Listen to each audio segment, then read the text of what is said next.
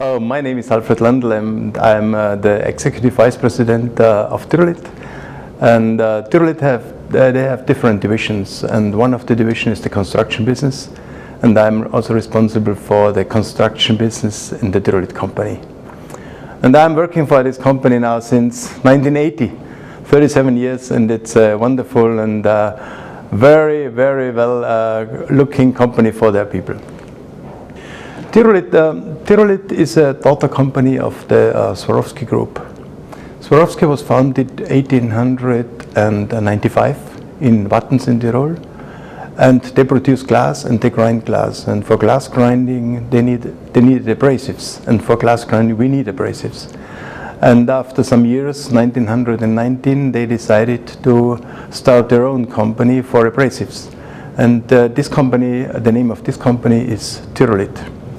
And now they started with 12 people, 1950, and now we have around 4,500 people and different divisions. And the most important division is, of course, the grinding division, with a very important target group is the automotive industry. But also another one, this is the construction business, is now a very important part of the whole company. And it's really an honor for Austria to have so many experienced people from, let's say, all over Europe, nearly all over the world, because also we have people from Japan and from the United States here, having these people here in Vienna. It's really an honor for Austria inviting all these people in Vienna. Vienna is a wonderful city, a lot of history, and I think there was one, I think it was a writer who wrote, most of the streets worldwide are paved with asphalt. The streets in Vienna are paved with culture. And I think it would be a real advantage if the streets in Vienna are also paved with concrete. This would be a big advantage for our industry, and we would be a little bit more richer. But nevertheless, it is really an honor having all these people here, and they can exchange a lot of experience what they have worldwide, because the requirements in this industry is totally different from country to country. And if we bring all these experienced people together, it's a great chance to exchange this experience in few days. It was really surprised because last year, till mid of last year, or let's say the third quarter of last year, the economy was not as good as it is now. I remember when we did the budget in September, we had a very high number on our budget, but the last quarter was a surprise for everybody, I think for everybody in the industry.